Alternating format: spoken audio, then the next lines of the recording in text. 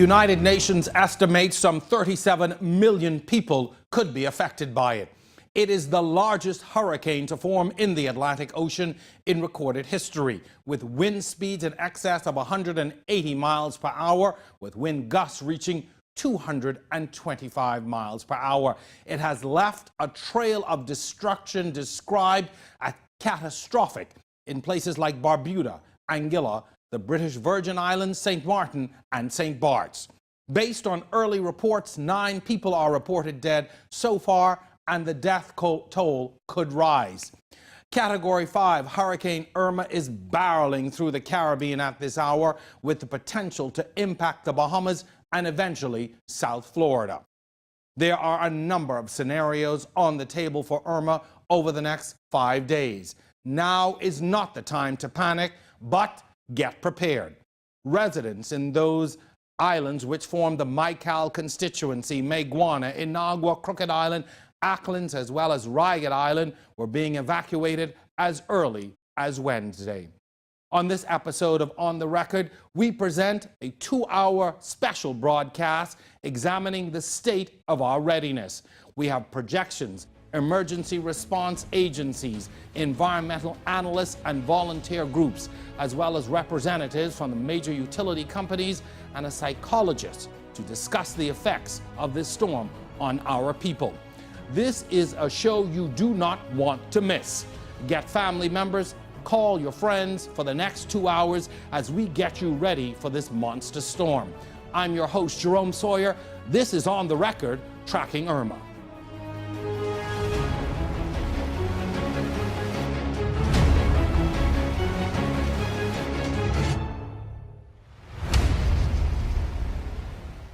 On the Record is brought to you by Alive, the nation's newest and best LTE network. Good to be alive. Light it up.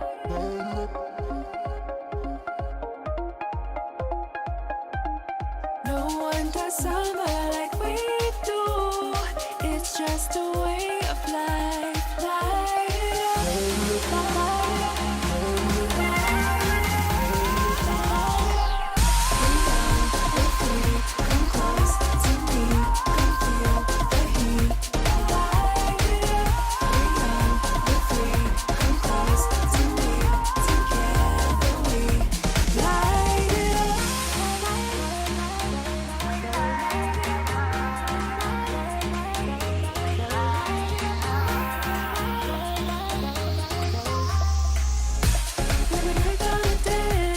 The sun sets on another summer, but our offers never end. Double data, all day, every day, forever. We are alive.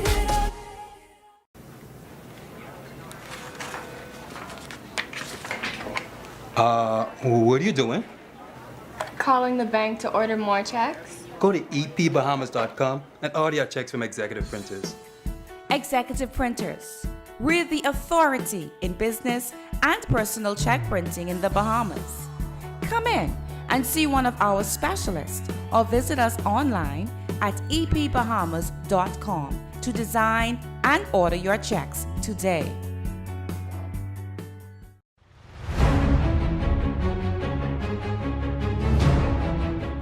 Welcome back to On the Record. Maintaining wind speeds of well over 180 miles per hour, longer than any storm in recorded history. Tonight on The Record, we are tracking Irma. Meteorologist Greg Thompson joins me in the studio to tell us a little bit about our fate over the next few days. Greg, I want to first of all talk about what has really fed into this monster storm they're calling it right now. It seems that conditions out there are ripe for the growth and maintenance of this huge storm. Well, yes, Jerome. What actually happened with this system is that Irma is basically sitting in a very warm pool of water that's basically well above what it is used or needed to maintain its strength.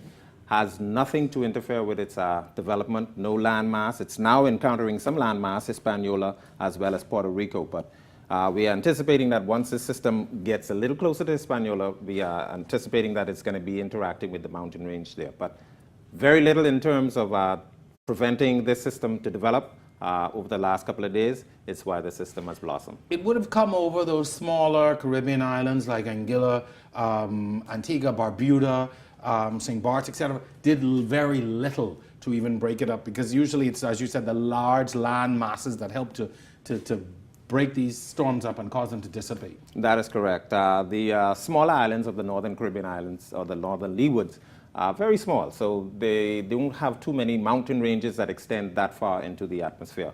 Hispaniola, Puerto Rico, eastern Cuba, those are the larger islands that have very tall mountains. Hispaniola in particular, there's a peak well over 10,000 feet, and that is the peak that normally prevents most of these systems coming across the Caribbean to get its act together. Also, once it moves over land or very close to land, it doesn't have the support of the warm waters to help enhance its development. So give us an idea really of the satellite imagery we're looking at as it's moving really and about to enter into the southern Bahamas. Well, this is Hispaniola. I don't know if you can see the outline of the island, but very, very well put together. Hispaniola, of course, we know, housing the Dominican Republic. Haiti on the western side, Dominican Republic. Puerto Rico is right to the right of that. And that's basically, they have a feeder band that's now interacting with Puerto Rico, but that system will continue to push towards the west-northwest over the next couple of days. It's going to be moving into the southeast Bahamas, starting to affect the southeast Bahamas as we speak. So hurricane conditions for the next couple of days will be, conditions actually will be going downhill across the southeast Bahamas. Residents across there, of course, we've been trying to get most of the residents evacuated out of that area. So the present track, what the National Hurricane Center has put out, still a very major storm, going to continue towards west-northwest over the next couple of days, interacting or actually moving across the southeast Bahamas, possibly causing some catastrophic damage down there. Of course, storm surge is now the major concern right now. They're anticipating 15 to 20 feet of water. Take us through just a quick geography lesson now. When you talk about southeast Bahamas, give us an idea of these islands that are going to be affected in the southeast as we start to move into the central and then northwest Bahamas. Let's start looking at Invergua, et cetera. Of course, the Turks and Caicos are at the tip. At the tip. These are the Turks and Caicos Islands. Of course, the southeast Bahamas make up Inagua, Meguana, Acklins and Crooked Island, as well as the Ragged Island chain. Right. Those are the islands in the southeast Bahamas. They will start to feel the effects of Irma as we speak. They expecting to get the full brunt? Full brunt of the system. It's still a very potent storm, 180 mile-per-hour winds. Has picked up forward speed a little. I think it's up to 17 miles per hour in its forward movement. Expected to slow down still some more, which is going to pose a problem for them. So it's going to be over that area for a little longer, but it's going to continue on that west-northwest track, moving across the central Bahamas sometime later on Friday and into early Saturday. Of course, the central Bahamas, Cat Island, those are the islands, Exuma, San Salvador, Long Island, and those islands will begin to feel the effects of this system. So let's talk about Central Bahamas now. Exuma, Cat Island, Long Island. What will they get looking into early Friday morning into the day on Friday? Well, of course, over the next 24 hours, tropical storm conditions will be spreading towards the north and west. Hurricane conditions moving into the southeast Bahamas today through tonight. Tropical storm conditions tomorrow for the central Bahamas, and those will be going progressively downhill, encountering the hurricane conditions. The core of the system will be staying in the central Bahamas for a couple of hours, moving into the just to the north of the north coast of Cuba, sometime early on Saturday. Of course, all the islands of the central Bahamas will begin to feel the hurricane conditions over that area. So now let's talk about New Providence. We're looking, you just brought us through Friday night into early, let's say 2 a.m. Saturday morning. Those of us in New Providence, Andros, adjacent islands in the north as well. When will we start to feel the real effects of the storm, taking us from about Friday night into Saturday? Well, Friday night into Saturday, we will begin to see those tropical storm conditions spreading into the northwest Bahamas. By Saturday, the system is expected to be just to the south of Andros, off the north coast of Cuba. And then by Sunday morning, the system will continue its forward progress. The real question really right now is when this system is going to make its turn towards the north. That is basically what's been keeping everybody a little concerned. Saturday into Sunday, tropical storm conditions for sure across the northwest Bahamas. Depending on where the center or the core of the system is at that time, possibly we could get some hurricane conditions across the Andros area and moving into Bimini as the system approaches the Florida Keys. When will we expect the worst of it, and where?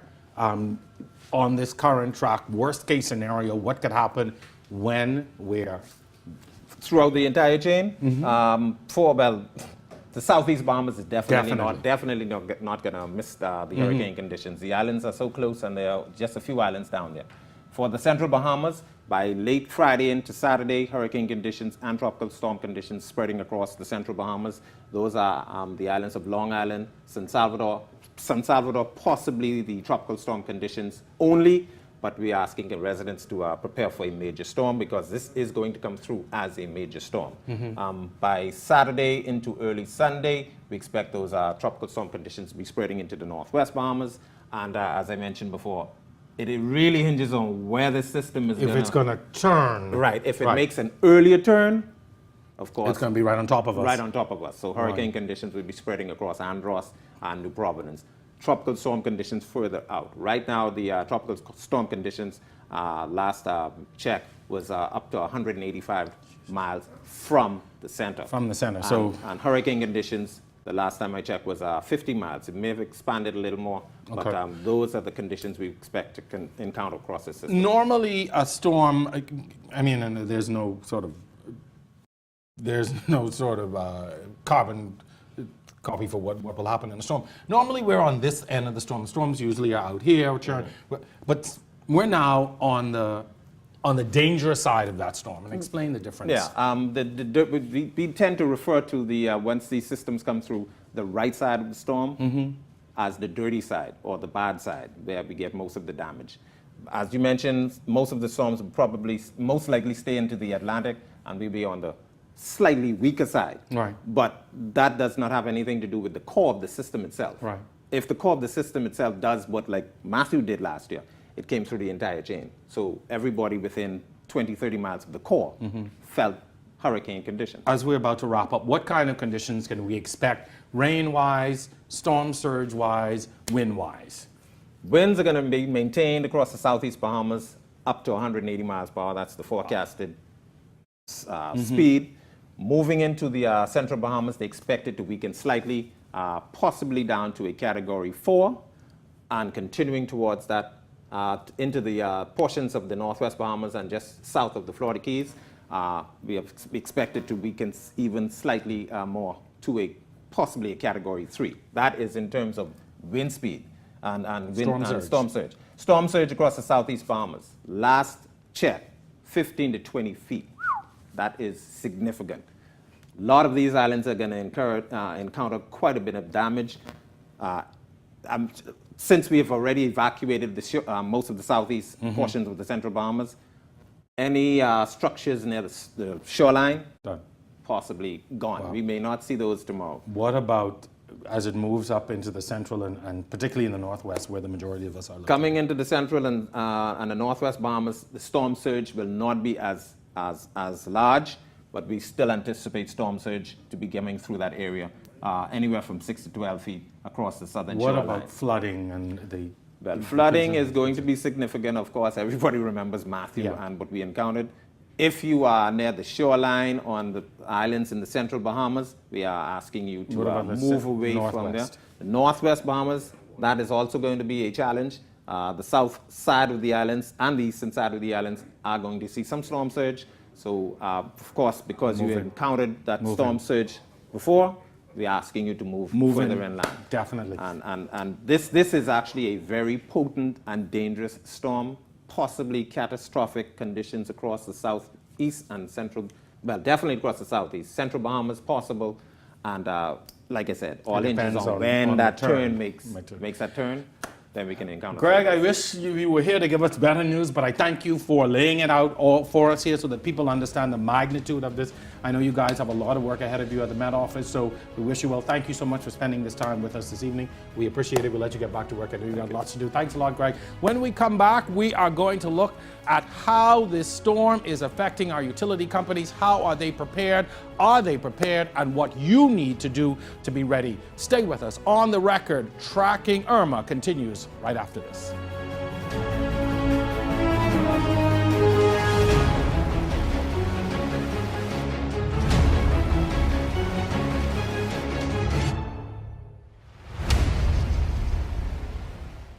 On the Record is sponsored by BAF Financial. BAF for life. I'm free to live my life, yeah. Free to be me, yeah. The way I want to be. Doing the things that I want to do. Yes, I'm living my life. Hey, BAF for life. Yes, I'm living my life. Hey, BAF for life. For life, BAF has got you covered. Get in the game with NFL Sunday Ticket from Rev TV. You'll get every game every Sunday afternoon in crystal clear HD. That's over 220 football games for the entire regular season. Plus, NFL Sunday Ticket gives you that died and woke up in football heaven experience when you include NFL Red Zone, a channel dedicated to every scoring play from every game and all your fantasy football teams. Get in the game with NFL Sunday Ticket. Call 601-8992 today.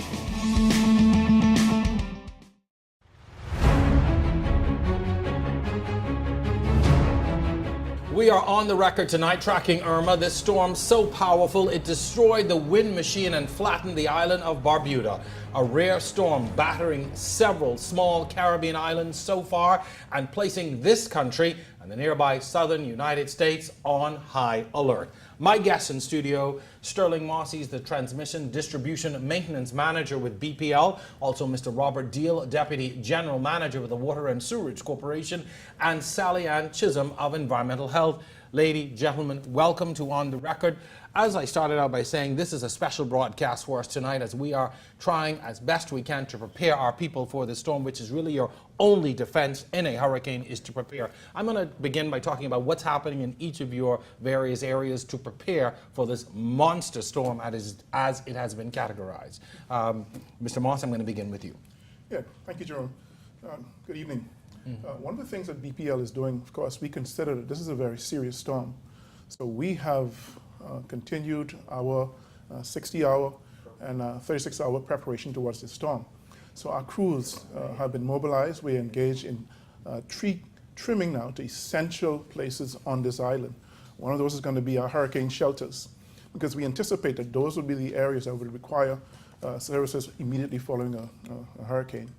We've contacted our international partners like Carolec. Of course, Carolec will have some challenges as Barbuda and eastern parts of the Caribbean has been hit significantly. They've been hit significantly. Good point. And the fact is, the Bahamas may need assistance as well from our sister utilities, but some of them are trying to get power restored to their jurisdictions. So we've made a contact with international partners. Our teams have been organized, prepared, and additional resources that the corporation may require has been set in place, set in motion for those teams to be in place.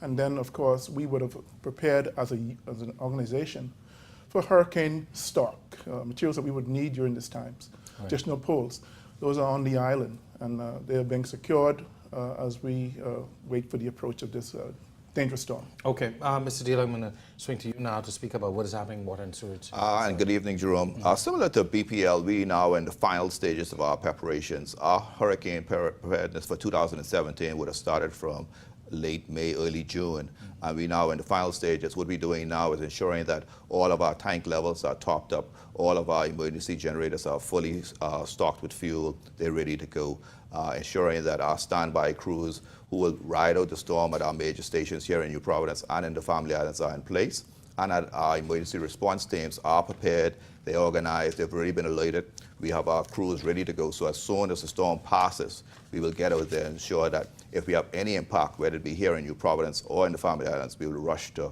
rapidly restore our water supply.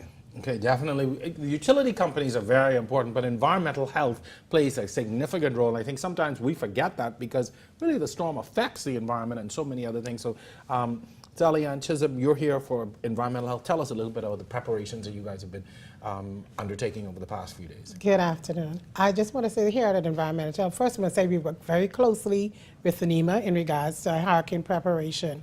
But at the department, we are responsible for residential waste. at the solid waste landfill. So what we have done, we have increased the hours of operation at the site. Our site now operates from 6 a.m. to 7 p.m. and we're encouraging all persons who have items in their yard to come out of the site and properly dispose of these items. As we know, as the storm progresses, these items can become flying debris. We also at the Department of Environmental Health, because we know in the event of a storm there's going to be a lot of rain, we have now sent larvicide and adulticides in all of our family islands to ensure that if and when the storm passes, we have adequate supply in order to deal with the increase or any mosquito breeding that may have occurred. We have also in the Department of Environmental Health, because we know that at the landfill there may be some challenges as the storm progresses. If the need arises, we will establish what we call staging site, where persons can come and put debris after the storm. So you don't have to come directly to the land? After the storm, no. A very important question. I know from my own experience in trying to remove debris, there's usually a cost associated with you using the landfill. Is that cost still in place? There's no cost now. Everything is free. Okay, excellent. That's very good to know. I have to tell my guys that they're cutting down some trees in my yard. I want to swing back to BPL though for a moment. Tree trimming is very important. As I would have mentioned, I mean, a lot of people like myself would look at trees in the yard and say, okay, these need to come down or this needs to happen. But I know BPL is very busy at this point. If you notice or suspect that some trees may be near high tension wires. Now these are different from trees near your personal house, but high tension wires or wires that could cause a problem. What could you do, should you do at this point? Thank you. Jerome, I know it is true. One of the issues is at this time we are inundated with complaints for tree trimming. In fact, in the previous storm, Matthew, we have gotten over 500 calls just before the storm approaches, and I know this could be frustrating to customers. We would first urge care. If the tree is making contact with the actual power line, we would say, do not touch it, allow us to get to it, let us know, and we will document that particular concern. What we will do in face of the storm is if the storm at Cat 5 is approaching this island, then there will be a controlled shutdown of the distribution grid. This is going to be necessary to preserve our overhead infrastructure. However, we want to say to customers as well, but we noticed last season before the storm came through, some customers opted to cut down their trees. Those trees fell across the power lines. They resulted in a power outage. And what that will mean is crews may not be able to get to you, so you have an extended outage prior to the storm, and then you're into hurricane restoration. So we want customers to exercise care. If the tree is not making impact with the power line, and you're talking about 5 to 10 feet away from the power line. We say 10 feet for high voltage lines, 5 feet for low voltage lines. Then you want to use care and caution and trim the trees, but you have to ensure that they do not fall towards the power line. So don't create a problem in what you're attempting to do by causing trees to fall on the line. Yes, that is true. One of the things is we've known of electrocutions from people who were attempting to trim trees. And so trimming trees is not a very simple issue. You have to exercise due care and caution. And if there's a risk, you're going to have to leave the tree where it is. You're late in the season and anticipate that if the storm is of the magnitude that we've seen, EPL will engage in a controlled shutdown, and then we will come back after the storm, patrol those areas and restore supply. Why is that controlled shutdown so important? Because you're in the storm and then the lights go off and people think, well, you know, it's not that bad. Why are my lights off already? So why is that controlled shutdown so important? So what do you have is, let's say you're going to have these 100-mile-per-hour winds, and you have a tree that could be 10 feet away from a line. Well, that wind is going to blow that tree into the line in one probability or one possibility. The second is tree limb and branches snap under lower miles per hour of wind, and so those flying limbs or debris can make contact with energized power lines, cause them to clash. That clashing causes an electrical surge that damages your very critical 65-inch television screen TV in your home or your electrical appliances. And so what customers will notice during the storm is this dipping, dipping, dipping. Those are surges. And your electrical equipment will be impacted. And so we would say to customers, under those conditions, if you are on, I know you want to watch cable TV, you want to be in tune. If you notice that happening, disconnect your supplies. You may not be able to go outside because of the storm. you would go to your distribution panel and turn all of your electrical appliances off or disconnect power. Does it make sense to get surge protectors at this point as well? Yes, surge protectors are good, and one of the things we say to customers is surge protectors work if the grounding for your home works. What we find in the Bahamas is, particularly on this island, is customers tend not to pay attention to the grounding for their homes, the main switch. And so those groundings assist in suppressing electrical surges and spikes as they happen.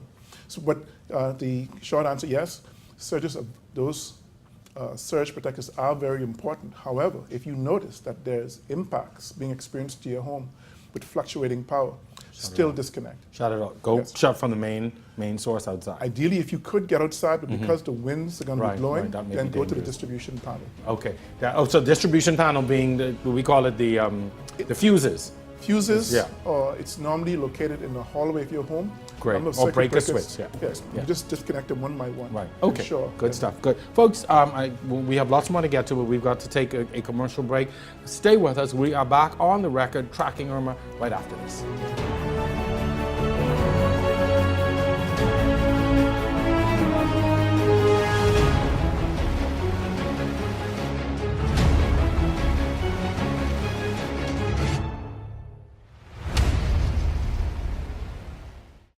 So, what are we gonna watch?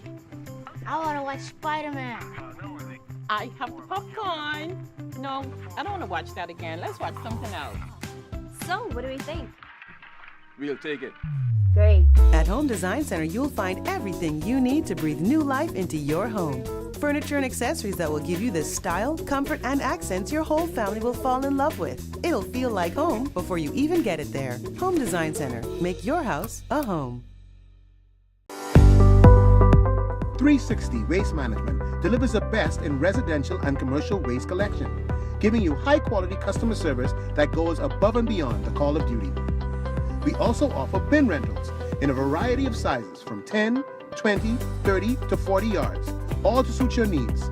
Phone us today at 601-6010 or 601-6037, or email us at info@360wastemanage.com.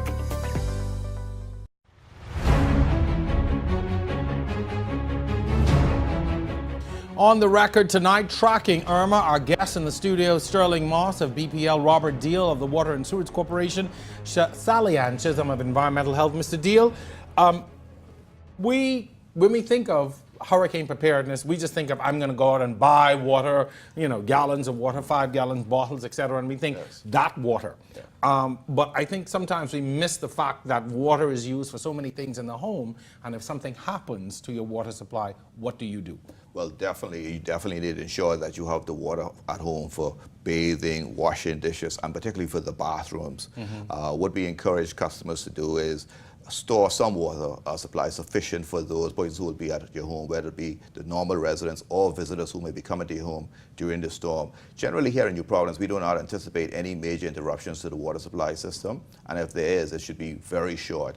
But and in the family islands similarly, particularly in the major islands, we don't expect any major interruptions. But we encourage persons to be vigilant, as you mentioned, ensure that they have sufficient drinking water, but also that they store some water for flushing toilets, bathing, brushing their teeth, etc., in case there is some interruption in the public water supply. So you should fill like your tubs or buckets or things of that nature. Exactly, and particularly persons who depend on private wells, because as Mr. Moss mentioned, in the event that you have a private well that's powered with an electrical pump and the electricity goes off, then you won't have any water supply. So you have to ensure that you have sufficient water in place. Anything you should or could do to maintain the integrity of that water in terms of contamination or anything like that, or should you just cover it? Or I'm just trying to think, if you're 2-3 days with still water.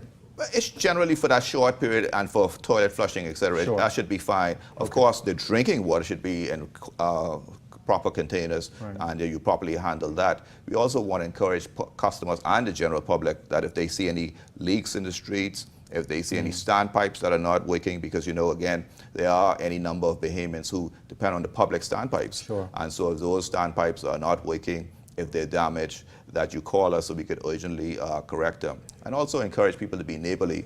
If you have a city water supply and you're getting water and your neighbor has a private well and their electricity happens to be off, share some water with them, because this is an important time and we need to be neighborly with each other. From the environmental health perspective, though, you have a lot, in the aftermath, you have a lot of debris that's down and everybody's not able to sort of get out right away. What becomes your priority in terms of helping to clear and get some of that stuff out of the way? How does that work? It's interesting that you asked that question. The removal of debris as a result of a hurricane does not fall under the purview of the Department of Environmental Health.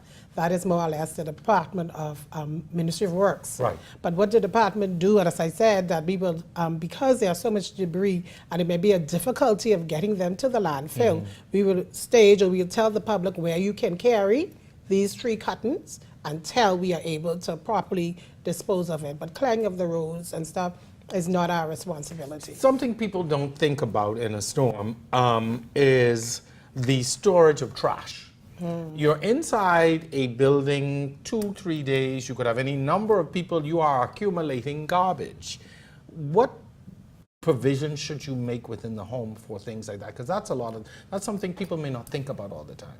Yeah, once you have proper garbage bags, or if you can have a container in your house, that would be good. But if you don't and you have a proper bag and you properly seal the bag, that would be okay. What we have done from Monday to today, we have removed all residential waste throughout the island. So at this point, there should not be no accumulation of waste in your area, so that frees up your garbage bin. But we're not telling you to go out in the storm and dispose of garbage that you may have used. Right. You just properly contained it in the house until you're able to take it out. Should you secure, I mean, I do this, should you get people to, advise people to secure your garbage bins? If they're empty, they become missiles in a storm. One of the things that we try to let people do, in fact, it is the law that persons who have apartments or any commercial building, that they have proper garbage storage boot. We're trying to get residents into that phase too, to build or construct a proper boot to house your garbage bin, so that in the event of a storm, these things may not or do not become flying missiles.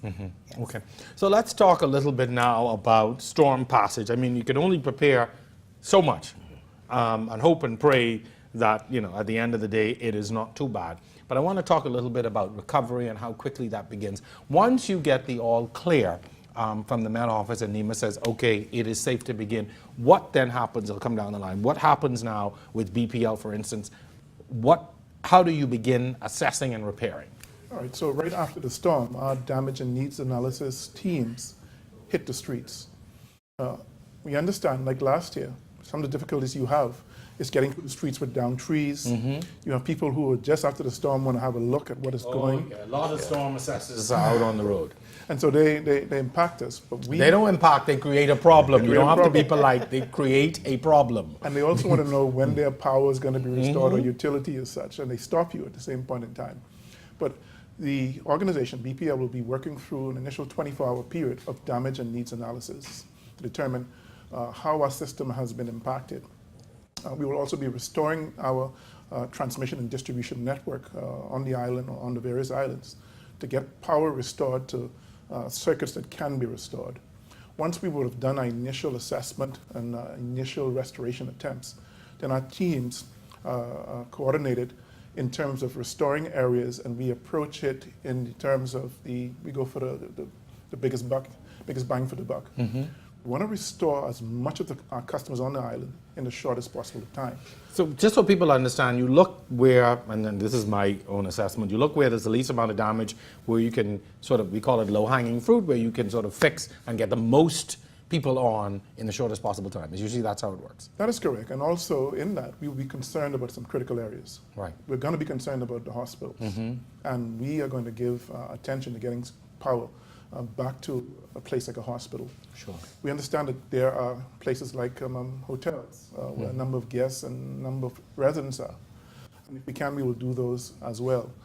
But of course, we're not just concentrating on one particular area. Right. We have simultaneous approaches. We're looking at emergency. I just want to say too, as we move it along the line, because we've got to get everybody, if your power is out, as soon as you can make contact, you want to report it, correct? That is correct. Okay, all right, I got to move on. You just want to let people know, report it, and then once you guys know, you move it. So from your perspective, what happens in those hours immediately following the storm? Similar to BPL, we'll have teams both here in New Providence and in the Family Islands who will immediately start the damage assessment, determine was there any damage to our infrastructure, where we are, particularly with respect to power. We have any number of sewer stations around New Providence, and any number of them may be without power, and so we have to start pumping those down using standby generators. One of the things we want to ensure, too, that there's been no break in our water supply system, no contamination, etc. We don't anticipate that, but ensure that that happens. Once that happens, we then start implementing our various plans, restarting any systems that were stopped, getting them going, deploying teams to the Family Islands to restore water supply in the Family Islands as well. And so generally, that's our approach. Okay, I want to talk to you now about environmental health. What do you guys do within the hours after the storm and the days? Because your job really is very protracted when you talk about gathering all that debris. Yes, I want to say first that we work very closely with NEMA, and as the other agency, we go and we do initial assessment. One of the things we do look for, we look at, again, we look at the food supply because it's our job to ensure food safety. So we go to the various stores, food stores, hotels, restaurants, ensure that no food item is compromised. If food item is compromised, we ensure that those foods are readily destroyed. Apart from that, we go out and we check for standing water to make sure no mosquitoes breeding, or to put down some larvicide to prevent mosquito breeding, because we know mosquitoes are vectors of disease. And apart from that, the Department of Environment, like you said, the garbage. We make sure if there's need for a staging area is established, and we do residential collection as soon as the roads is possible to ensure that that is taken care of also. Okay. Also, too, very important, if you have containers that may have gathered water in the storm, it's good to throw those out, things of that nature. Yes, it is, because we know that mosquitoes need water in which to breed, and we know, as before said, they are vectors of disease, so we make sure those things are not happening. So we encourage persons to do that. Please get rid of your standing water so that we don't have a problem. Well, folks, very good advice. I want to say thank you for spending this time with us this evening. I know that you all are very busy. You have tons of work. I appreciate it. I'm sure that our audiences have appreciated the information and how important it is for everyone to be ready and to pay attention and to be on alert after the storm. You've given us some great information. I'm sure it will help in the next few hours as we prepare for this storm. Again, thank you very much, and thank you for the great work that you do in helping to prepare us and get us back on track after these monster storms pass through. Thank you very much. You're welcome. All right, we have lots to talk about tonight. We are going to continue now with On the Record after this break. A very powerful and dangerous storm is coming our way. We're going to talk to some folks tonight, continue that discussion to help you get ready and, of course, to prepare you for the aftermath. Stay with us.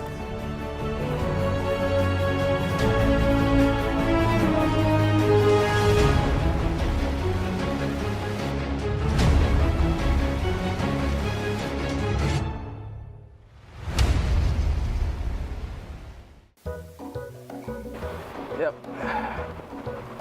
I got you. I really appreciate you helping us out. No problem, buddy. Yeah, but thanks for helping us more.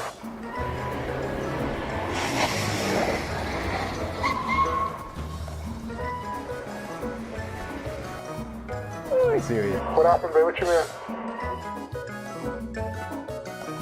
Our news weekend has moved to 7:30. Since our first episode, On the Record has had a profound effect on audiences, each week we push the boundaries of political debate, exploring the challenges of governance, the excitement of opposition politics, all against the backdrop of a majority young and oftentimes impatient electorate. You are the expert here, yet you've done nothing. You appear to have no plan. And from the time man has been on this world, men have been making mistakes. God realized that's why he make hell. Well, wait a minute, sir. This is a benefit of being an independent juror. I don't have to sit there and squabble about who did what over the past 40, however many years. We touch on the controversial, contentious, and current. Our goal, to leave audiences more informed to make better decisions. Be sure and join us each Thursday at 8 p.m., cable channel 212.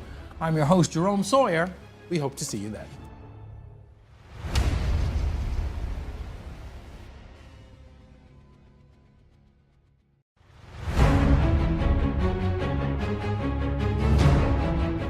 Welcome back to On the Record. Tonight we are tracking this very powerful storm. The Bahamas braces itself for what is already being described as one of the most devastating weather systems the world has ever seen. The Red Cross is now into disaster preparedness mode, the fait accompli of hurricane victims from a man who has studied these weather catastrophes, plus how this storm will affect this physical place that we call our home. My guest for this segment, Caroline Turnquest. She's the Director General of the Bahamas Red Cross. Wayne Neely, a meteorologist and author, and Mr. Eric Carey, the Executive Director of the Bahamas National Trust. Welcome to On the Record. Tonight we are dealing with a very serious subject, the inevitable arrival of Hurricane Irma. I'm going to start, Director General, with you from Bahamas Red Cross. I know you guys you deal with this constantly, but certainly this must be a very unique situation given the size and potential impact of this storm. Yes, and it's happening all too often. We're still dealing with people from Walking, still dealing with people from Matthew, and now here we are faced with Irma. And fortunately for us, we have been in preparation mode for quite some time. And as far as, what we can do, in terms of pre-positioning supplies to our family of islands, ensure that they have things on hand just in case, as well as beefing up what we can at the headquarters. So we're going through the preparedness mode. We're going to see what happens so that we can kick into the disaster response. We're going to come back to really talk about what happens in the ensuing days. Wayne Neely. Yes. I asked this at the top of the show when meteorologist Greg Thompson was here, but what really has contributed to this powerful monster of a storm that I heard some meteorologists saying that, it's almost like an earthquake out there. That's how powerful it is. It's once in a lifetime, and it's probably the second strongest hurricane on record in the North Atlantic, and it would be the strongest hurricane to ever hit the Bahamas. And the reason why you have September 11th is normally the peak of the hurricane season. And during that time, you have warm water's extremely warm. Hurricanes feed off that.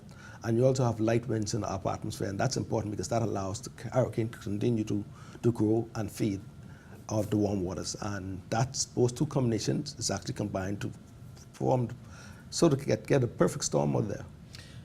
What's worrying to me, and I was watching it and they kept emphasizing it over and over, that the intensity has not changed. This is 180 plus miles per hour over this extended period, no fluctuation. No, that's unusual. That's never happened before. This would probably be the longest one. Prior to that was Hurricane Wilma of 2005, and that was a Category 5 for 18 hours.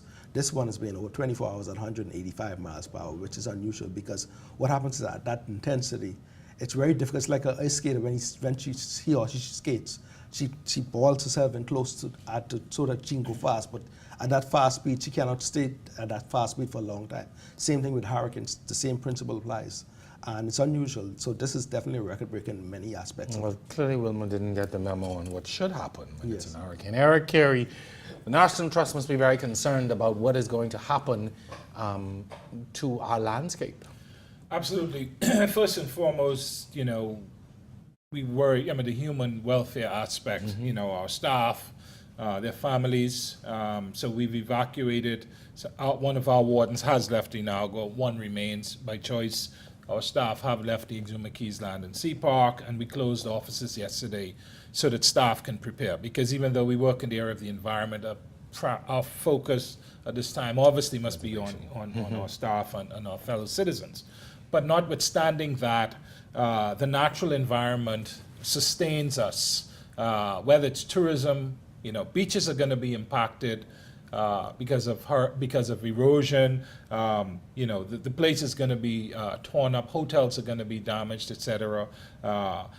Fish. I spoke to a fisherman earlier this week. They're concerned that their condos are going to be destroyed and scattered.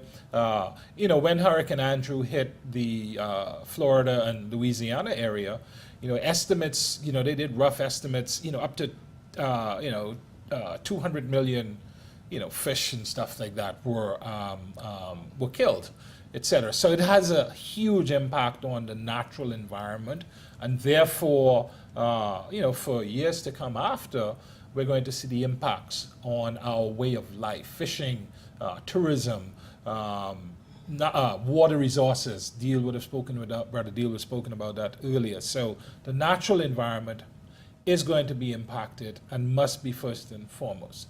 You know, flamingos, we've gotten 1 million calls about our flamingos in Inagua. And even though Bahamians are very concerned about their own safety and human welfare, I guess because of the work that we've done in educating people, we've gotten a lot of calls about that's to your flamingos. credit, but it is one of our national treasures. Absolutely. You know, so hopefully we know through experience that a lot will fly out, and some will remain. However, we will suffer losses. Parrots are going to stay, and they're going to be devastated. And of course, after the storm is when a lot of animals, wildlife suffers because their food supply also gets impacted by the storm. So it impacts us at the human level, but also at the natural environment. Also, our country will face significant impacts. Caroline, how do you, let me start my own experience.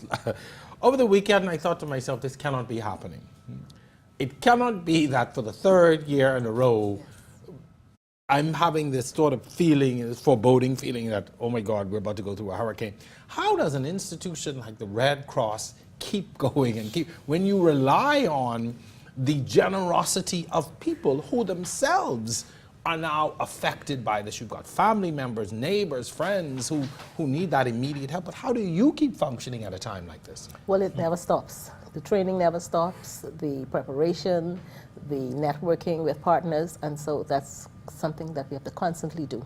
So we always either kicking in at the preparedness level or we're kicking at the response level.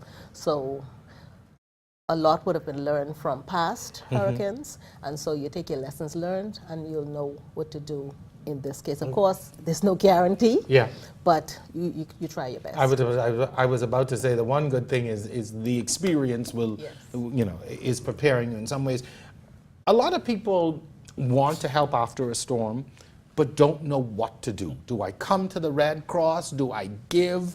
What do I wait on people to ask? What do I do? I mean, I myself have been in that position. How do you help, particularly when you hear about the expected devastation in the southern Bahamas? You know, the good news is a lot of those folks have evacuated and are now here in New Providence, but they're still going to need help. What can people do immediately after? And those people, like you mentioned, that were evacuated, when they go to their families, we always let them know that we don't want you to be a burden on your family. So because you're here, you can come in. So you are and helping help. the evacuees from now? Which we did from, it was Matthew time. We ensured that persons that came to Nassau were able to get assistance. But persons can help. They can either by way of donations, you know, if they want to donate food goods. We also taking any monetary donations, because now what we're trying to do, in addition to just creating food parcels and handing out items, we're looking to give persons the option of a debit card with a few dollars on it. So makes a lot of sense. You know, I may be giving you a box of groceries, but you may need some, I have a little hole in the roof that I could probably go to the hardware with that. And so we're trying to give persons options, as well as Is it going to bring stuff now or just wait? I would think we have the capacity to hold if they want to bring them. Okay, so there's the option to bring now. And it will not go to waste because, of course, we have the Meals on Wheels program. And, of course, persons come in on a daily basis looking for assistance. So it will not go to waste. My question, too, is if you find yourself, for instance, if your home has been damaged and you can't cook, or can you just show up to the Red Cross and say, listen, I need help? Yes, you can. Okay.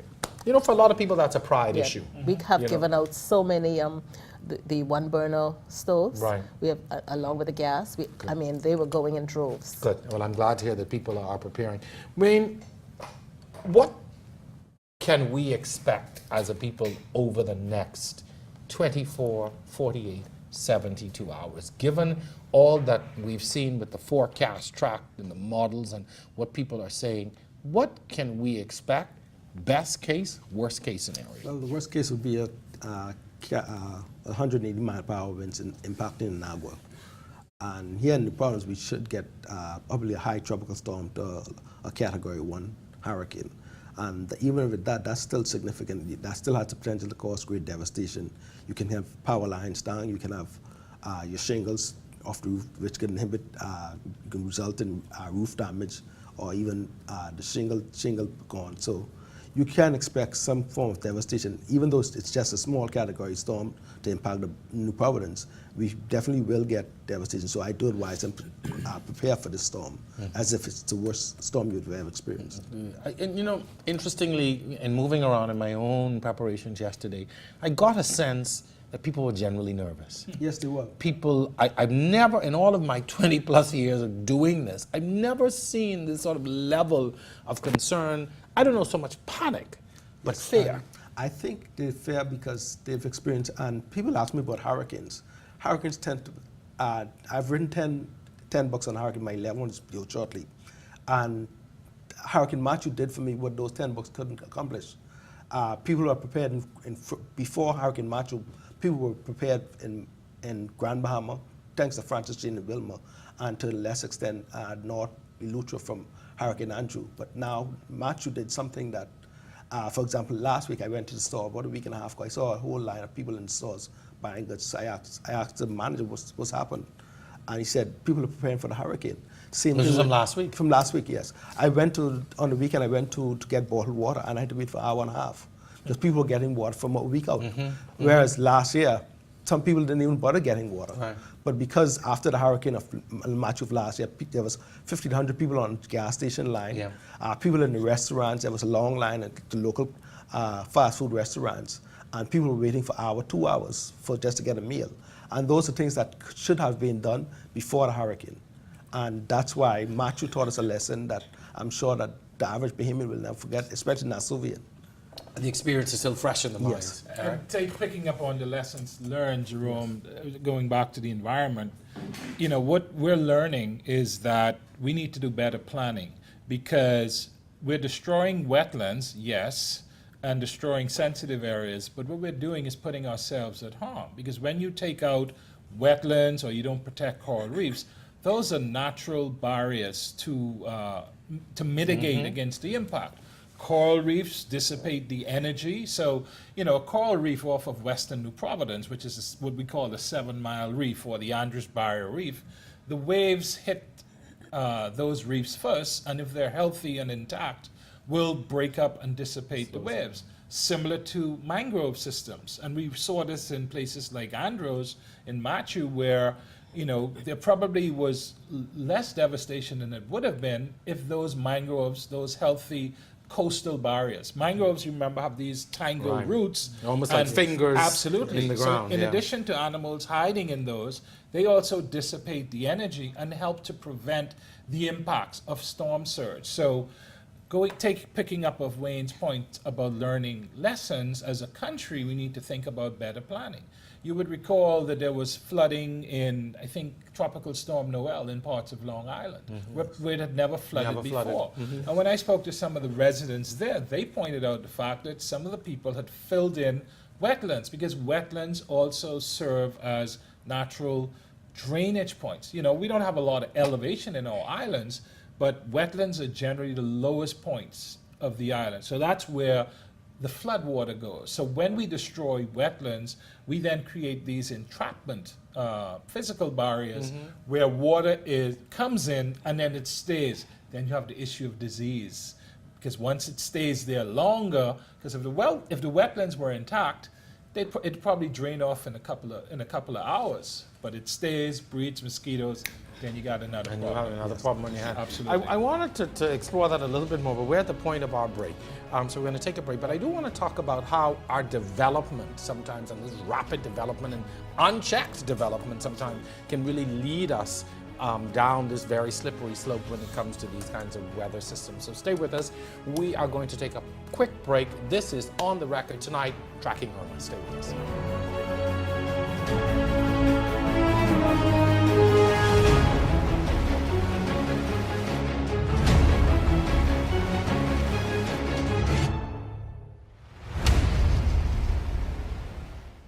I'm free to live my life, yeah.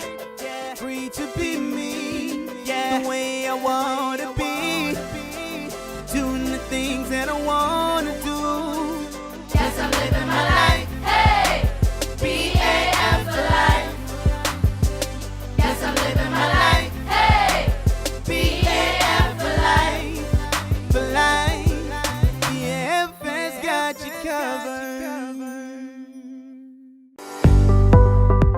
360 Waste Management delivers the best in residential and commercial waste collection, giving you high-quality customer service that goes above and beyond the call of duty. We also offer bin rentals in a variety of sizes from 10, 20, 30 to 40 yards, all to suit your needs. Phone us today at 601-6010 or 601-6037, or email us at info@360wastemanage.com.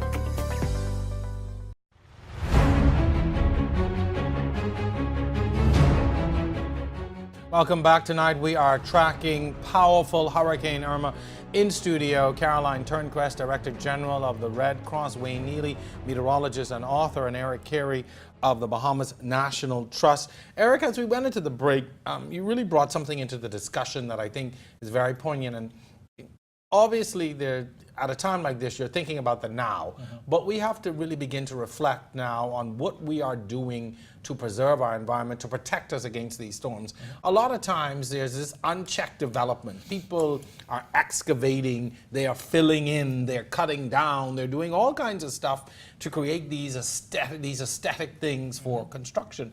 But we don't think about these issues until we are faced not even with the hurricane, but the aftermath of the hurricane. You look at what would happen. Yeah, I mean, our islands have very low relief, obviously. So the first thing is flooding, storm surge, etc. With a storm this size, it's as Wayne was pointing out, almost anything is going to be impacted in places that are suffering, the Category 5 impacts.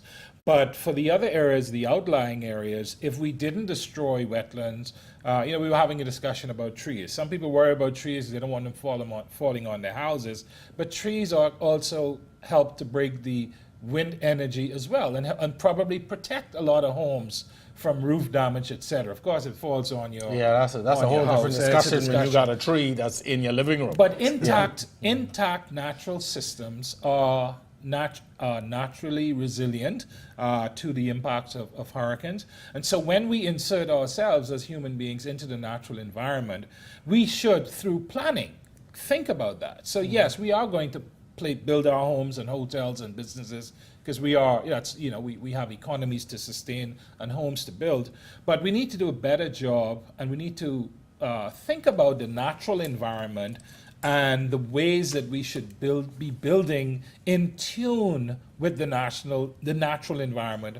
Let's not build and design buildings that will work in other parts of the world. We need to think about the Bahamian natural realities. You would also recall places where we build sometimes.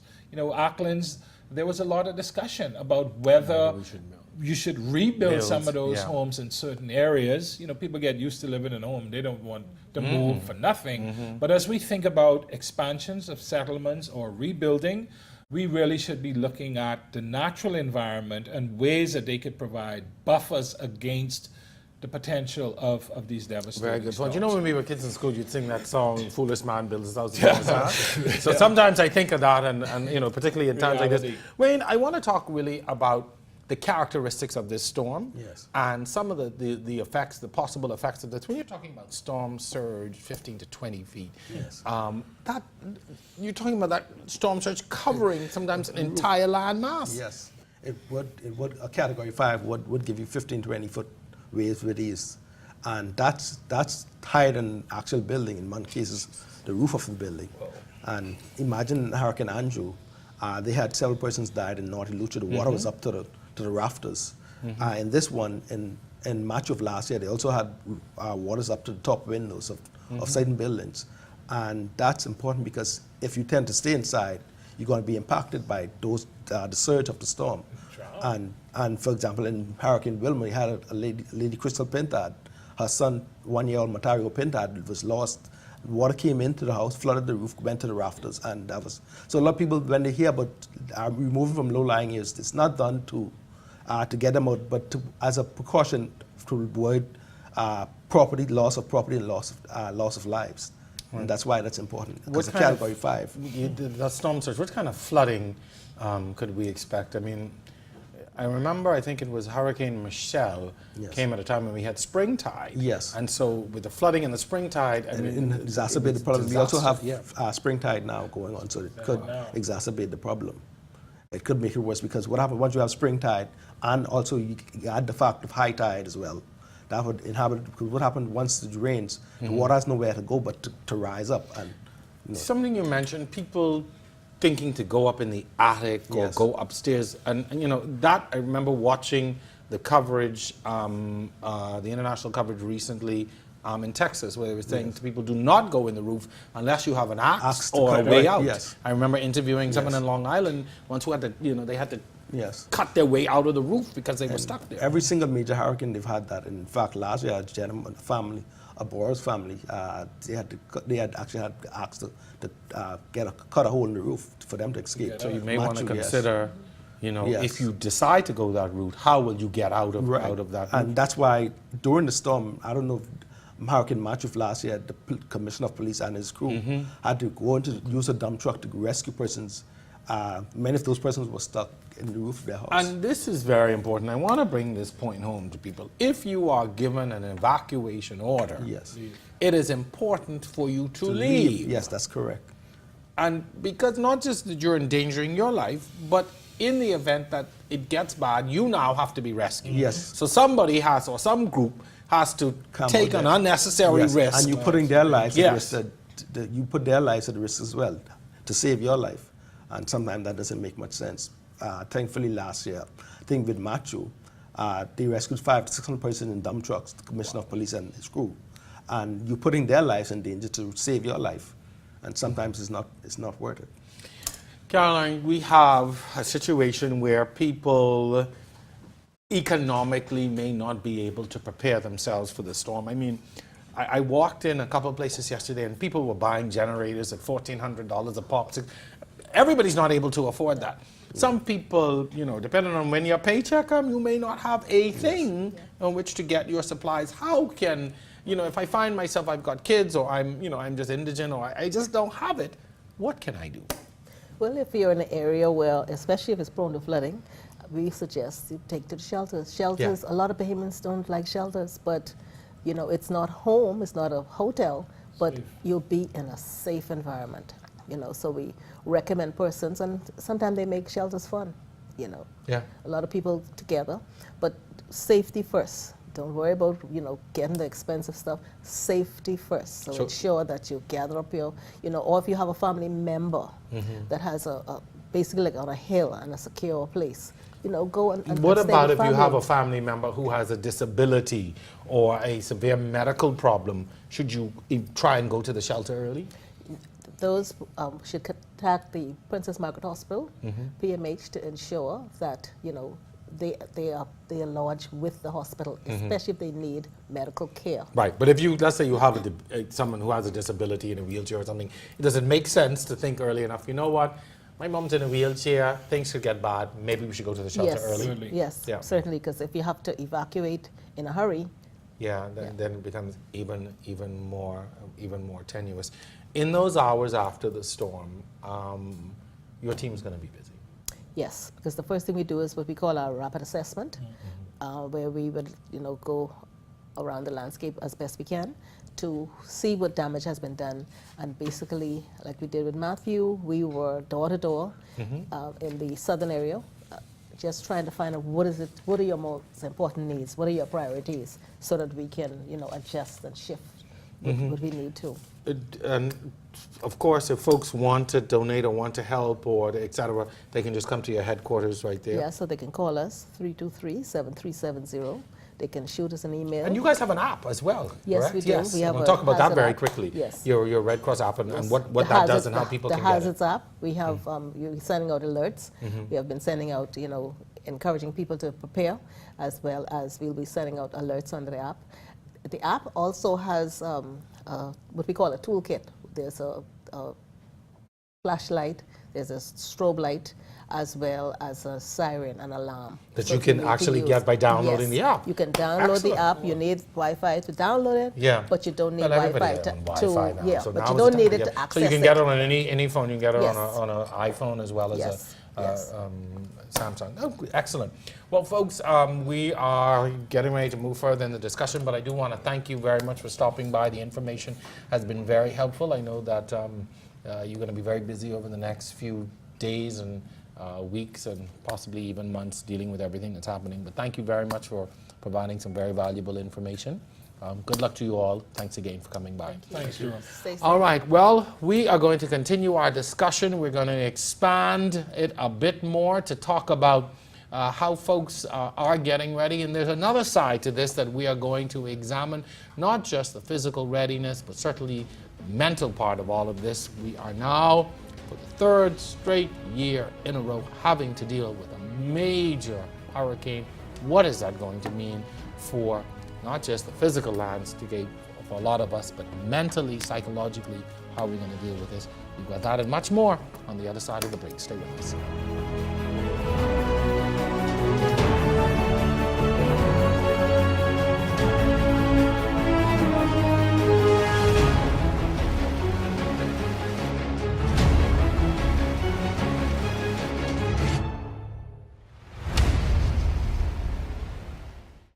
So, what are we gonna watch? I want to watch Spider-Man. I have the popcorn.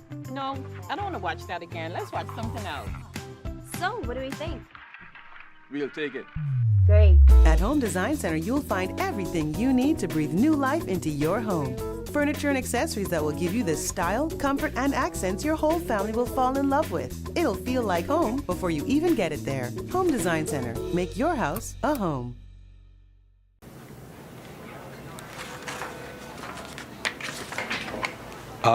What are you doing? Calling the bank to order more checks. Go to epbahamas.com and order your checks from Executive Printers. Executive Printers. We're the authority in business and personal check printing in the Bahamas. Come in and see one of our specialists or visit us online at epbahamas.com to design and order your checks today.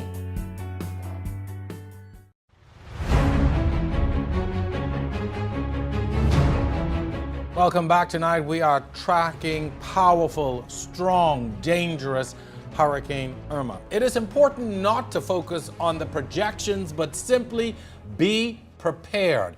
Unlike our neighbors in Florida and other American states, evacuations are limited for us. Government has provided free flights out of the southern Bahamas, but even those moves limit where our people can actually go. Simply put, we have to stay put and ride out the storm. My guests this segment include someone who knows all too well what it means to help our people rebuild from the rubble. I'd like to welcome Gina Knowles of the Head Knowles Group, along with counseling psychologist Darren Turnquest, who's going to talk to us really about the psychological effects of going into a storm for the third straight year. And when you look at islands like Barbuda and St. Bart's reporting 90 to 100% damage to property and infrastructure, the price tag for all of this could be very staggering. With that said, welcome Charles Johnson. He's the senior manager for J.S. Johnson. Lady, gentlemen, welcome to On the Record. Darren, welcome back. Gina, good to see you again. We started this 2 years ago. Mr. Johnson, welcome. Pleasure. We've all got a huge task ahead of us. Gina, I'm going to start with you, though. In 2016, following Hurricane Joaquin, Head Knowles came about. Like 2015, eh? I think that's 2015. 2015, yeah. Mm-hmm. Head Knowles came about. I want you to tell us, in a nutshell, what was it that got you to spring into action to form this organization? Well, first of all, we were already established. Right. And so we know that we had our closest friends, family, and, you know, our little network was growing strong already. And when we... This is a social media network yes, you had. Okay. Our Facebook page.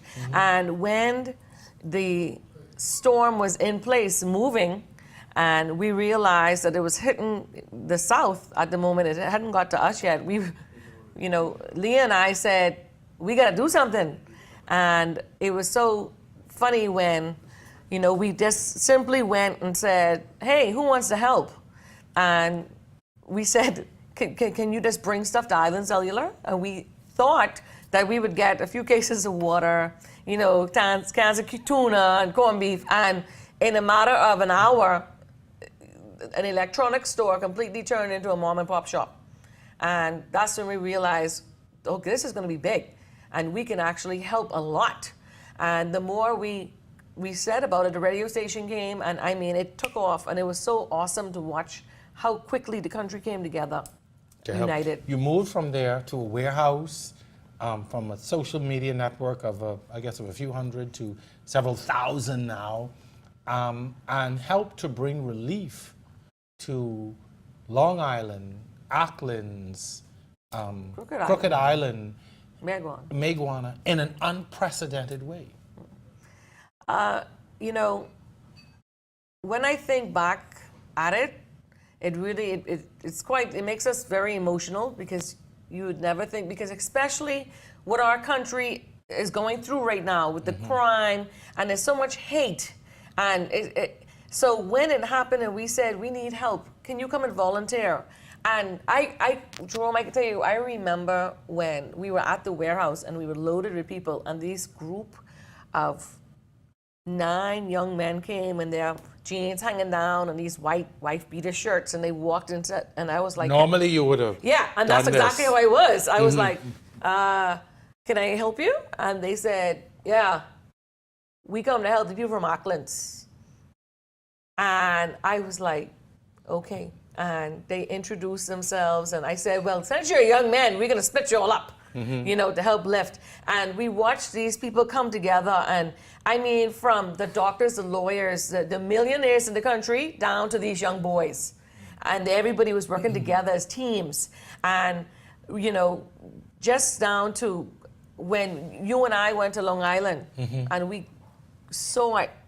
And the emotion, I mean, you were there when all I could do was cry. Yeah. And so it was that serious. You know, you talk about emotion. Thank you. We're going to really get in now to the emotional side of this. Darren, I mentioned earlier in the show that over the weekend when I sat and I realized the potential of this storm to impact us, this feeling of foreboding just came over me. I just felt a sadness, and I said to myself, not again. It's interesting that you say not again, and in some cases, for a lot of people, the words have been the straw that can potentially break the camel's back. Individuals go through normal stresses, everyday stresses in their life, and we call it eustress in some cases, and we call it distress in some cases. And this already, previous storms have already put people in a position of being distressed. And that distress in the first instance would have come about as a result of loss and a different form of grieving as a result of what they've lost during a storm, the way their families would have been impacted, the way their finances have been impacted. Individuals are really just getting their homes back together. And in some cases, some individuals have not been able to get their homes back together. And so to see something like this coming back towards them, you know, I think about Long Island and the emotions. Of course, when I landed on Long Island, as a psychologist, Jerome, I had to take a minute, because I recognized that by the end of the day, I myself needed some sort of mental health support because of what I had seen and the devastation that I had seen. And so I'm speaking as a psychologist who had been through I guess, in the trenches of the previous storm, understanding that is being impacted with this thing from a distance. Granted, there's family involved, but individuals being impacted on a personal level is even more important to understand. And so you think about words as anxiety, depression, feelings of hopelessness, and also we also live in a culture where I think we're doing better now, but where individuals are afraid to ask for help when it comes to their own mental health, and when they are trying to understand and figure out what is my next step. And so it is essential pre-storm, and post-storm, and even in some cases during the storm, putting family members together, putting support systems together in that shelter, that home-based shelter, to make sure that you have somebody to talk to. Interestingly, you know, last storm, family members, we got together. I think I had a house with maybe about a dozen people.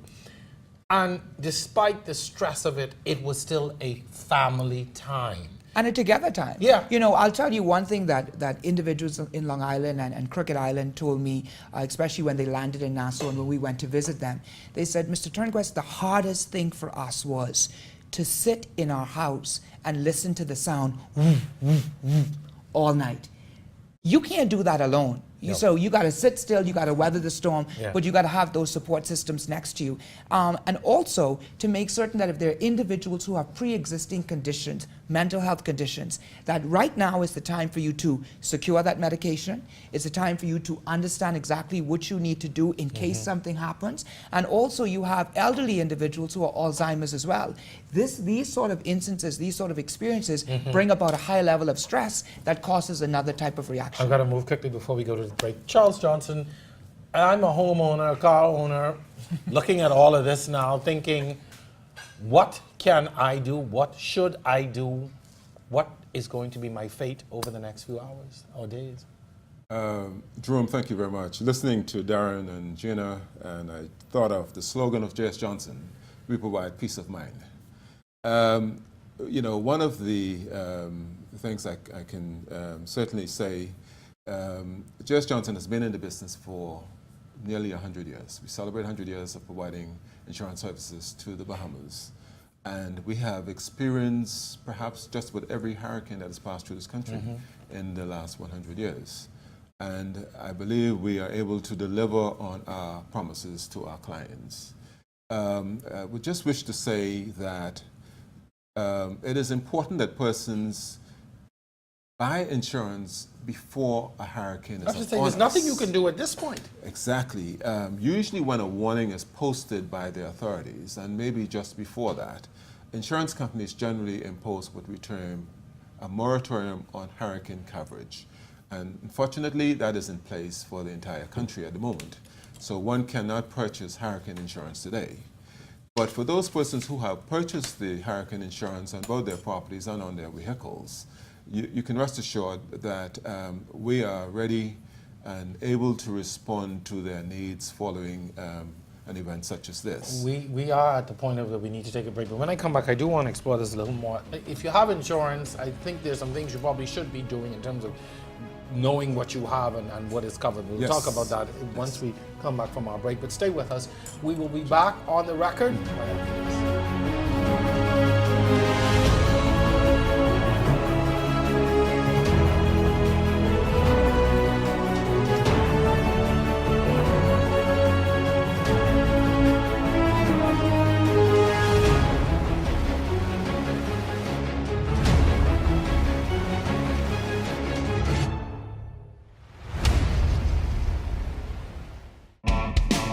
Get in the game with NFL Sunday Ticket from Rev TV. You'll get every game every Sunday afternoon in crystal clear HD. That's over 220 football games for the entire regular season. Plus, NFL Sunday Ticket gives you that died and woke up in football heaven experience when you include NFL Red Zone, a channel dedicated to every scoring play from every game and all your fantasy football teams. Get in the game with NFL Sunday Ticket. Call 601-8992 today. Yep. I got you. I really appreciate you helping us out. No problem, buddy. Yeah, but thanks for helping us more.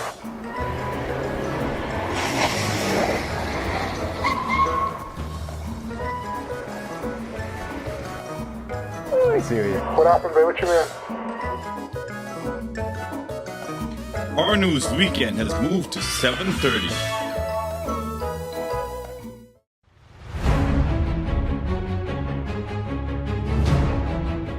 And we are back tracking Hurricane Irma tonight on the record with guests Darren Turnquest, Gina Knowles, and Charles Johnson. Mr. Johnson, as we went into the break, we were talking really about what people need to do to prepare in terms of your insurance. If you have hurricane insurance, if you fear that something should happen, what can and should you be doing at this stage? Well, even though you have insurance, I think persons should really take precaution to protect their property, of course, protect their families, because they're be occupying these buildings. And that means having to put up hurricane shutters. By now, they should have already checked to ensure that their roofs and their doors are in good condition and can at least withstand the winds. There's not very much more you can do, I suppose, at this late stage. Should you sort of make a list of your valuables, property, things of that nature, in the event it's damaged? I'm just trying to think of things that you should sort of, take record of that, if your roof comes off, your door flies off, or something really happens. In that instance, how do you know what you have? Well, I suggest that, yes, at this stage, this is a good time to be taking photographs, maybe taking some videos of your valuables. Right. You can have a list of an inventory of your contents, and you can have this information readily available following any damages that you may sustain in the hurricane. Now, of course, it is very important following the hurricane that you contact your insurers as soon as possible to report your claim. This is important to us as insurers because we need to be able to get our adjusters out there. We need to have an idea as soon as possible of the number of claims that we are faced with, and we want to get them mobilized and inspecting your property. Documentation, as I alluded to, is key. Photographs, receipts of valuables are always good to have in your possession. You also want to protect your property from further damage. If you sustain some damage to a window, So or do things a to roof, secure immediately, don't just secure sort of wait. from further damage. Right. Exactly. And interestingly enough, the policy will cover the costs you may incur to do this extra protection. Okay. So that can also be a part of your So claim. keep track of what you're spending. Keep track to of what you're secure- spending. Right. That is very important. All right. I got to move forward. Yes. Gina, from the head notes perspective, what are you guys doing this time around to prepare folks or to help in the effort even now? I feel like each year we're getting better, which is great because we already know what to do. And so when it comes to the HKers, who are everybody in the head notes group, they are ready to move. You've got like what, 15,000 Yes, followers over now? 15,000 now. And we keep it tight. You got to, if you're on our page, it's special. I'm aware of the page. We watch those profiles tight. So, one thing I can say is, everybody's always willing to help.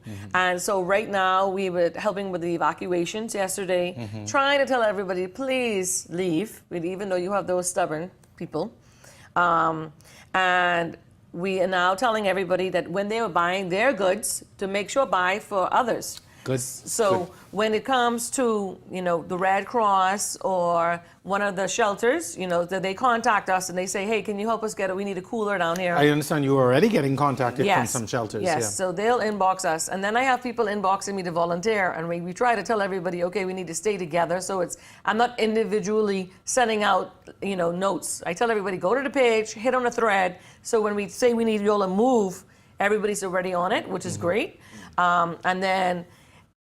and Leah is in Mississippi, and she is. You would think Leah is right here. Yeah, saw this beach somewhere. Yeah. She, and I think that because she's not here, it makes her even more involved because she's so worried that she can't see what's going on. So she's very good with, while I'm on the road running around and doing this, and someone needs to see me here or go down to the shelter. She's good with keeping in touch with, because we have 18 WhatsApp groups. This set with the Prime 18? Minister, and this set with these people. And then we have a outer island group with all the admins and everybody who our contacts are. So everybody's moving together, which is good. And they let us know in advance, this is what's happening. 500 people are coming today. And so, we help. And we're very close and with if the people Red are Cross. not a part of the group, I know there's a closed group, but if people are not a part and they want to help, they want to do something, what could and should they do? Right now, we've been very nice letting people in the group. So we're on Head Knowles at Facebook. We're not hard to find. Don't be surprised if you get deleted after the hurricane. For misbehaving. Exactly. Yeah, we have okay. rules. But yeah, we have our email, which is headnotes@gmail.com. And then we also have our UCare page is back up if anybody wants to donate. And then our accounts are at RBC and CIBC under Head Knowles. Anybody wants to give a donation, that's great. And that's already started, which is, people have already started giving. And because they know that now we have moved all of the donations like clothes, shoes, blankets, household goods, go straight to the Red Cross.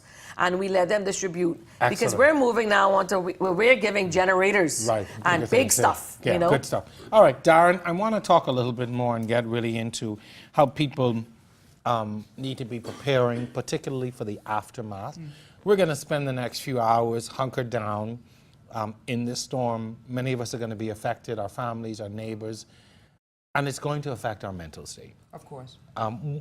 What kinds of things should we be doing and should do, particularly in the days and weeks after? No electricity, you may have damage, you've got stuff to clean up. Sometimes you're in a home with family that you don't normally bunk with, but you've got an extra 5, 6 people in the house. It could be closed quarters. Things can get a little hairy sometimes in there. What kinds of things should people really be doing to prepare themselves now and in the ensuing days? Well, I think the first thing that we've learned from the last storm is swallow your pride. It's number one. Pride has no place when it comes to disaster. It is people helping people, turning things into a village and making sure that the village is taking care of every single individual. The other portion of that is understand a baseline of the family members that you're working with or living with. We know Gina is a family member that is always talking, always happy, always going, and we recognize that since the storm she's been a little indifferent, very quiet. We understand that there's something that's going on there. It might not be you asking the question, but it might be you knowing that there's a collateral close to Gina that can ask, hey, how is everything going? Are you okay? Recognizing the signs and symptoms. And I think that's really, really key. The other part of it, and one of my major concerns and a conversation to have with Head Knowles and a number of other agencies, is the individuals who have come from their islands and their homes, coming here, having to think about what is going on back home, what they are going to see when they get back there. That is an incredible amount of anxiety. You can go away for about a week, and when it's time to get on Bahamas Air and you're in the lounge in an airport, there's a little bit of anxiety. Nothing's wrong at home, but there's a little bit of anxiety about what you're going to meet when you get back there. Jerome, imagine what the anxiety is, having left because you know that there's a nuclear storm that's going to pass through your home and you don't know what to expect when you get back. So those individuals who are on the ground, there are some coping mechanisms and some coping strategies. I know that we've reached out to a number of the shelters. Bahamas Psychological Association is doing some work. There's a group of mental health professionals that's been working with the Red Cross throughout the year. We've been doing some work as well. And so we are opening ourselves to avail ourselves to assist those individuals who are in shelters. If you need help, what should you do? If you think, oh, you know what, I just got handled, or I have a family member, I got to get some help. Well, of course, at this particular point, there's a crisis center. Of course, there's regular services that are offered. The shelters that are there, they know the point of contacts. The Red Cross is a point of contact that has a list of mental health professionals that will be readily available to assist. So you should definitely call those numbers, and they will have a professional. Now, let me straighten this out right now. There are many people who walk around this country and claim to be certified psychologists and counselors, and they're simply liars. There's something called the APA guidelines, do no further harm. Those individuals in some cases do further harm. They're paraprofessionals and they're professionals. There are some individuals that need professional help. If you know that and they need that, contact the crisis center, contact emergency services, or contact the Red Cross, Bahamas Red Cross, or you can even contact NEMA. All of those individuals have contacts for professional, certified mental health individuals. That's excellent information. Folks, I just want to say from the outset, as I've said to all the guests, thank you so much for coming. We could not have done this and passed this information on without your help. We have a lot of work to do in the next few days. Gina, I know Head Notes is going to be very busy. You are probably not going to sleep from now for the next however long. And however we can help, reach out to us. Darren, invaluable work. There are a lot of people who are still hurting from last year. Exactly. And from the year before, and will continue to need that help. And we encourage people to reach out for help. I like what you said at the beginning, put your pride down. Ask for help. Big thing. You have to ask for help, whether it's physical help, whether it's mental help, whether it's advice, get out there. Mr. Johnson, thank you very much. That's great information. A lot of people are anxious about what is going to happen. And I do want to encourage folks too that if you do receive damage, I know sometimes people say, well, I'm going to wait and try and pay for it myself, but it's important you sort of get to the insurer right away. Right away. Even if you think, well, maybe I could cover this myself, but it's important you report right away. Report it. Okay, Yes. definitely. Folks, thank you so very much. I couldn't have done the show without you tonight. We were intent on getting as much information in this little 2-hour block that we could. I appreciate it. Best of luck to you all. I'm sure we'll be talking again after the storm at some point. Stay safe. Yes, thank you very much. Gina, Darren, Charles, thank you so much for being with us today. We will be back with some closing vital information on the record right after this.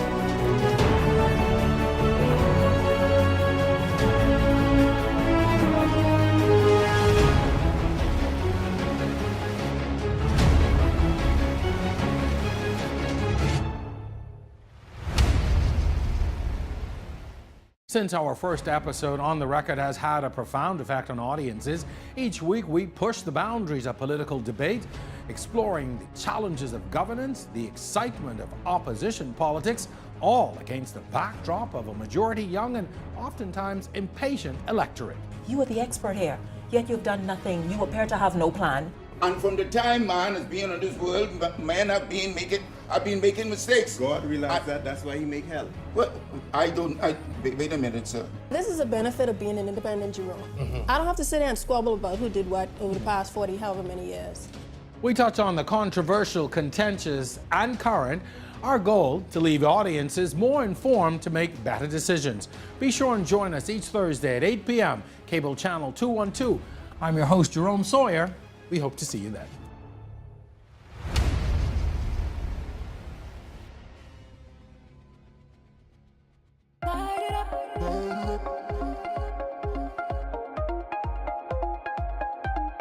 No one does summer like we do. It's just a way of life. Light it up.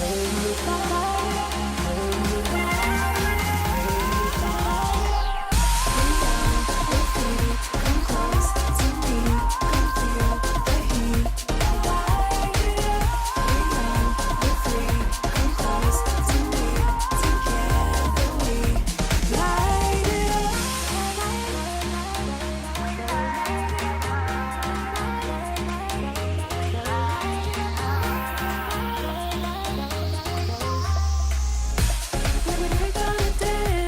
The sun sets on another summer, but our offers never end. Double data, all day, every day, forever.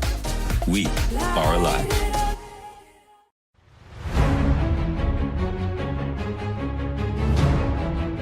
Before we go tonight, we want to share some very critical information with you, some tips and things that can help you get through this storm and certainly in the ensuing days and weeks. Here we go. If you plan on going or think it is possible that you may have to evacuate to a shelter, here are a few things you need to take along: water, food, clothing and bedding, personal items, any medications that you may need, first aid supplies, all of your important papers, put them in a Ziploc bag. It's very important you put them in a watertight container or something. Miscellaneous items like games and toys for the kids, battery-powered radios, flashlights with batteries, and if you have a pet, do not leave your pet behind.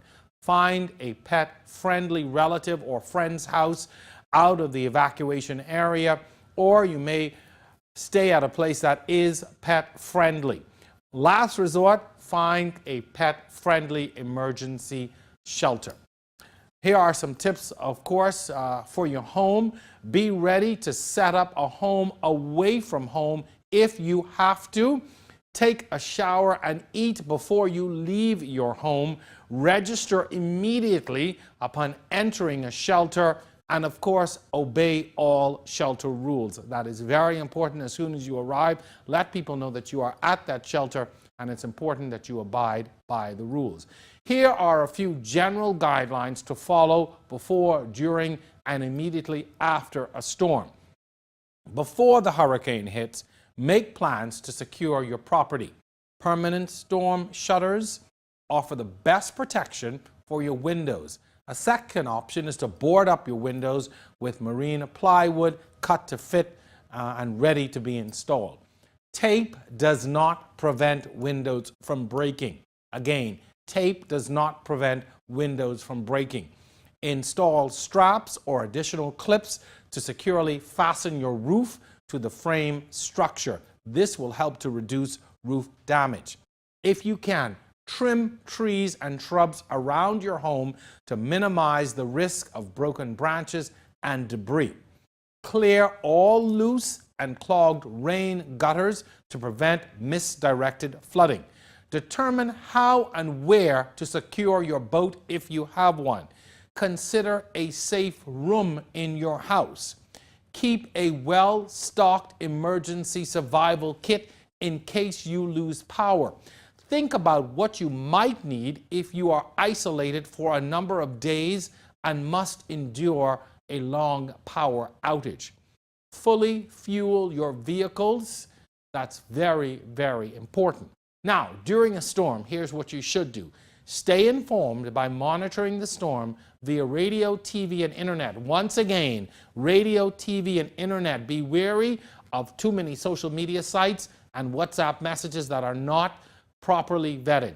Now, be sure to secure your storm shutters, secure your home with storm shutters, and secure your outdoor objects or bring them indoors. As you would have heard, bring all of those garbage cans, etc. indoors. Objects such as lawn furniture, trash cans, trash barrels, hanging plants, toys, even awnings can be broken and picked up by the wind and potentially become projectile. So all of those items you want to bring on the inside.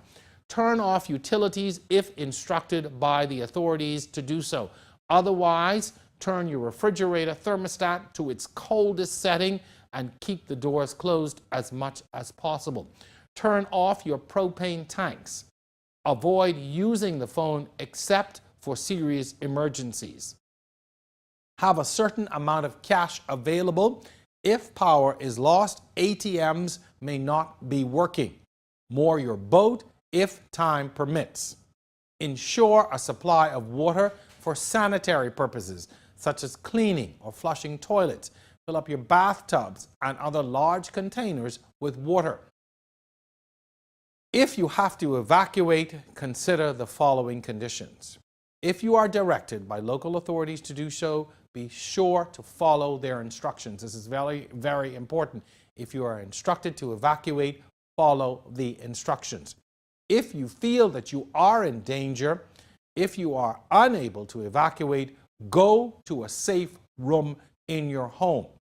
If you do not have one, here are some guidelines to follow. Stay indoors and stay away from windows and glass doors. Close all of your interior doors, secure and brace the external doors. Keep curtains and blinds closed. Do not be fooled if there is a lull in the storm. It could be the eye of the storm. Winds will pick up again. If you have to, take refuge in a small interior room, in a closet, or in a hallway on the lowest level. Lie on the floor under a table or some other sturdy object to protect yourself. Now, recovering from a disaster is very important and vital. Recovering is usually a gradual, or recovery that is usually a gradual process. Safety is a primary issue. And, as you would have heard, so is your mental and physical well-being. Folks, we hope that you have enjoyed tonight's show, that it has provided you some vital information. Special thanks. Greg Thompson, Caroline Turnquest, Wayne Neely, Eric Carey, Charles Johnson, Darren Turnquest, Gina Knowles, Sterling Moss, Robert Deal, Sally Ann Chisholm, my producer, the entire team. Thank you so much, especially to you, the audience, for tuning in. Folks, I cannot say this enough. This is a very serious and potentially catastrophic storm in our way. Pay close attention to all official information that's being broadcast or put on the internet. Do not listen to rumors. Be wary of what you receive via social media and through your phone, WhatsApp, other communications. It's most important you remain calm, follow all instructions, and be aware of your surroundings at all times. From us to you, We implore you to stay safe in the next few hours and days. Thank you so much for watching. We'll see you next time.